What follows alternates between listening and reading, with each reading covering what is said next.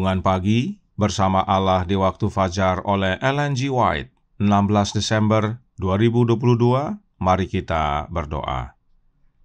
Bapa kami yang di sorga, Allah pencipta langit dan bumi, laut dan segala isinya, Allah yang maha besar, maha kuasa, sumber segalanya, yang kami sembah selalu melalui anak-Mu yang tunggal, Yesus Kristus. Terpujilah Yesus, anak Allah yang maha tinggi, yang adalah anak domba yang menghapus dosa dunia ini.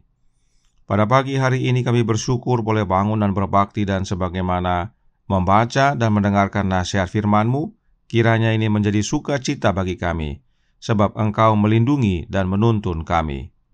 Beserta kami sepanjang perbaktian ini kehendak-Mu yang jadi, ampun kami akan dosa dan salah, karena kami berdoa hanya dalam nama anak Allah yang tunggal, Yesus Kristus, yang adalah Tuhan dan Juru Selamat kami. Amin. Renungan hari ini akan dibacakan oleh Saudari Keisha Rahel. Kepada Saudari Keisha, kami persilahkan. Selamat pagi saudara-saudari sekalian. Renungan kita pada hari ini tanggal 16 Desember 2022 berjudul Malaikat Melindungi dan Menuntun Kita. Ayat inti terdapat di dalam Keluaran 23 ayat 20 berbunyi, "Sesungguhnya aku mengutus seorang malaikat berjalan di depanmu untuk melindungi engkau di jalan dan untuk membawa engkau ke tempat yang telah kusediakan." Mereka yang telah membiarkan iblis untuk menggoda mereka harus melakukan upaya untuk membebaskan diri dari kuasanya. Tetapi ketika mereka mulai bekerja untuk diri mereka sendiri, maka para malaikat Tuhan yang telah mereka dukakan akan datang untuk menyelamatkan mereka. Iblis dan para malaikatnya tidak mau kehilangan mangsanya. Mereka bertarung dan bertempur dengan malaikat suci, maka terjadilah konflik yang sengit.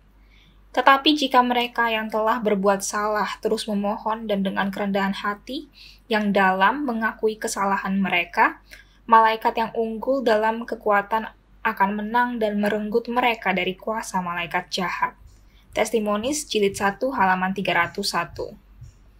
Pekerjaan ibu seringkali dianggap sebagai pelayanan yang tidak penting. Ini adalah pekerjaan yang jarang dihargai. Yang lain hanya tahu sedikit tentang banyaknya beban seorang ibu. Hari-harinya dipenuhi dengan tugas-tugas kecil, semuanya membutuhkan usaha yang sabar, pengendalian diri, hikmat, kebijaksanaan, dan cinta yang rela berkorban.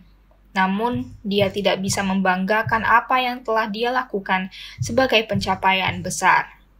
Dia hanya menjaga berbagai hal di rumah berjalan dengan lancar. Dia merasa tidak melakukan apa-apa, tetapi ternyata tidak demikian. Malaikat surgawi memperhatikan ibu yang diganggu kesusahan itu, memperhatikan beban yang dia pikul dari hari ke hari. Namanya mungkin belum pernah terdengar di dunia, tetapi itu tertulis dalam buku Kehidupan Anak Domba. Counsels to Teachers, halaman 144. Walaupun para penguasa dunia ini tidak mengetahuinya, namun sering dalam majelis-majelis mereka, malaikat-malaikat telah menjadi juru bicara. Mata manusia telah memandang kepada mereka, telinga manusia telah mendengarkan imbauan-imbauan mereka. Bibir manusia telah menentang anjuran-anjuran mereka dan mengejek nasihat-nasihat mereka. Tangan-tangan manusia telah menyambut mereka dengan celaan dan kekejaman. Alfa dan Omega jilid 8 halaman 666. Terima kasih, Tuhan Yesus memberkati. Terima kasih atas penata layanan Saudari Keisha. Tuhan Yesus memberkati. Selamat pagi saudaraku dalam Tuhan. Ayat inti renungan hari ini diambil dari Keluaran 23 ayat 20, dan mari kita baca sampai ayat 21 yang berkata, "Sesungguhnya aku mengutus seorang malaikat berjalan di depanmu untuk melindungi engkau di jalan dan untuk membawa engkau ke tempat yang telah kusediakan.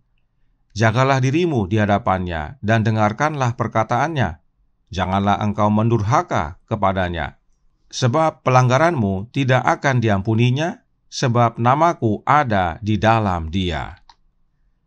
Malaikat yang disebut dalam ayat ini bukanlah sembarang malaikat, sebab nama Allah ada di dalam sang malaikat. Siapakah sang malaikat yang dimaksudkan? Kita buka Ibrani 1 ayat 3 dan 4 yang berbunyi, Ia adalah cahaya kemuliaan Allah dan gambar wujud Allah, dan menopang segala yang ada dengan firman-Nya yang penuh kekuasaan.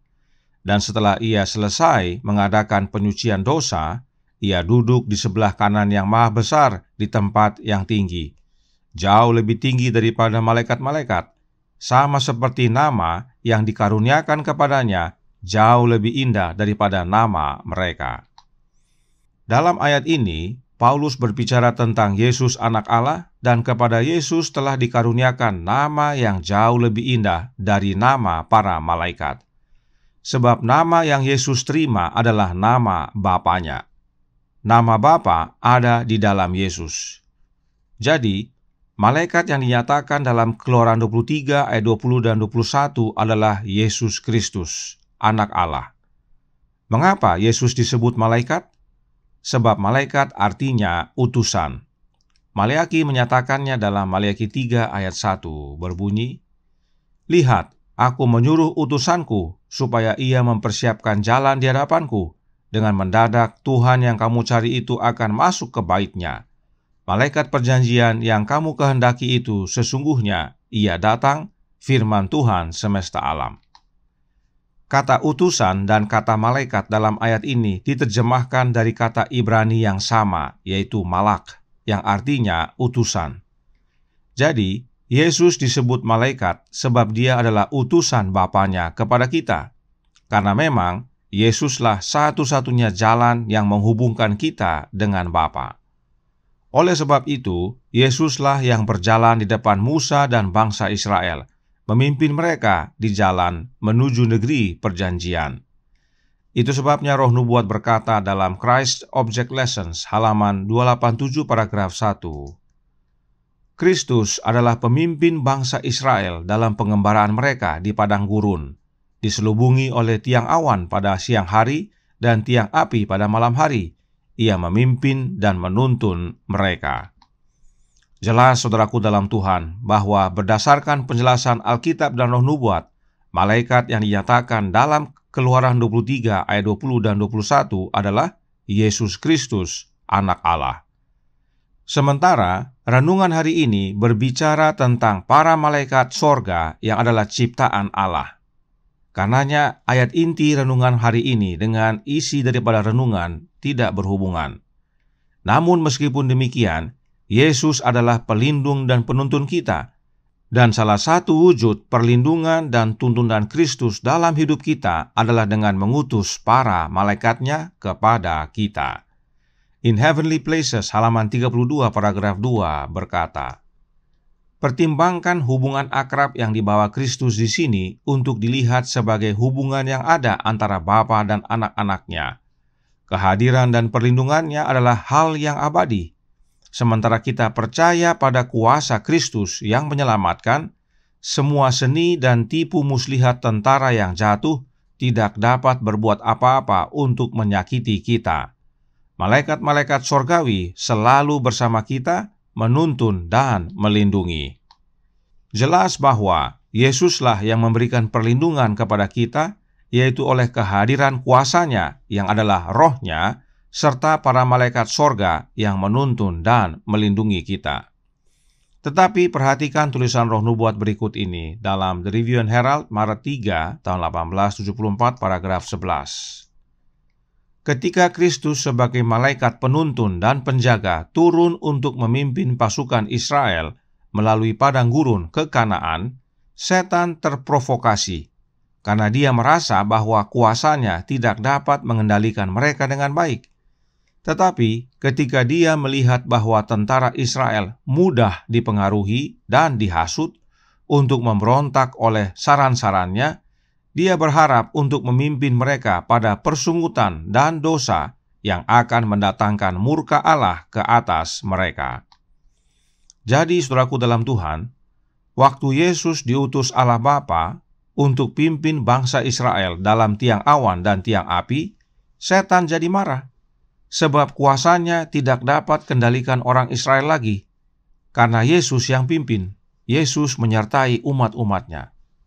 Tetapi setan lihat orang Israel itu mudah dipengaruhi dan dihasut, agar mereka bersungut dan berbuat dosa. Apakah setan berhasil? Oh, berhasil. Israel kerjanya bersungut dan berbuat dosa, sehingga akhirnya Allah murka atas mereka. Perlindungan dan tuntunan Kristus menjadi terganggu. Ini nasihat yang baik sekali bagi kita yang mengaku Israel rohani. Yesus yang tuntun dan jaga kita, yaitu oleh kehadiran Roh-Nya, serta mengutus para malaikatnya untuk melayani kita, sehingga dengan kondisi itu kita menjadi kuat. Tetapi, setan melihat Israel rohani mudah dipengaruhi dan dihasut juga, agar bersungut dan berbuat dosa. Adakah setan berhasil? Oh, berhasil. Israel rohani pun jatuh ke dalam hasutan setan, sehingga banyak yang bersungut dalam hidupnya, serta banyak yang masih terus berbuat dosa. Penyair White lanjutkan, masih dalam artikel yang sama dan dalam paragraf yang sama, berkata, "Dan ketika dia, yaitu setan, melihat bahwa kekuasaannya diterima oleh manusia, dia menjadi berani dalam pencobaannya, mendorong untuk berbuat kejahatan serta kekerasan. Melalui alat setan, setiap generasi menjadi semakin lemah dalam kekuatan fisik, mental, dan moral. Ini memberinya keberanian untuk berpikir bahwa dia mungkin berhasil dalam peperangannya melawan Kristus secara pribadi ketika dia harus dinyatakan dia memiliki kekuasaan atas kematian." Inilah pilihan kita, saudaraku dalam Tuhan. Apakah kita, dalam hidup kita, mau membuat setan yang menang atau Kristus yang menang? Adalah doa kami, kita semua memilih untuk membuat Kristus yang menang dalam hidup kita. Bagaimana caranya? Ingat renungan hari ini berkata dalam Bersama Allah di Waktu Fajar halaman 376 paragraf 1. Tetapi jika mereka yang telah berbuat salah terus memohon dan dengan kerendahan hati yang dalam mengakui kesalahan mereka, malaikat yang unggul dalam kekuatan akan menang dan merenggut mereka dari kuasa malaikat jahat. Inilah yang membuat Kristus dan para malaikatnya menang dalam hidup kita. Sebab kita memilih untuk mengakui kesalahan kita dan bertobat. Kita datang kepada Kristus, maka Kristus akan menerima kita dan setan tidak punya kuasa lagi atas hidup kita. Maka, Kristus yang adalah malaikat pelindung dan penuntun akan melindungi kita di jalan dan untuk membawa kita ke tempat yang Allah Bapa telah sediakan, yaitu negeri perjanjian sorgawi. Kiranya ini menjadi sukacita dan pembaharuan bagi kita semua. Tuhan memberkati, saya bawa dalam nama Yesus. Amin. Mari kita berdoa. Bapa kami yang di sorga, Allah pencipta langit dan bumi, laut dan segala isinya, Allah yang maha besar, maha kuasa, sumber segalanya, yang kami sembah selalu melalui anak-Mu yang tunggal, Yesus Kristus.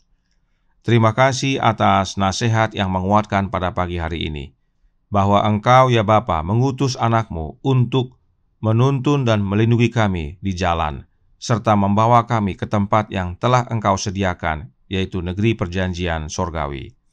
Dan untuk menjaga serta menuntun kami, Kristus mengaruniakan Roh-Nya bagi kami, serta mengutus para malaikatnya.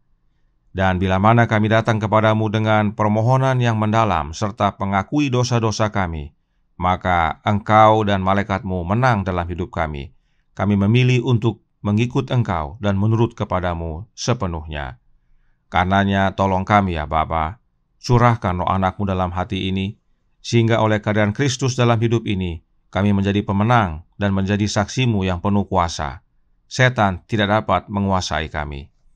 Beserta kami sepanjang hari ini kehendak-Mu yang jadi, ampun kami akan dosa dan salah, karena kami berdoa hanya dalam nama Anak Allah yang tunggal, Yesus Kristus, yang adalah Tuhan dan Juru Selamat kami. Amin.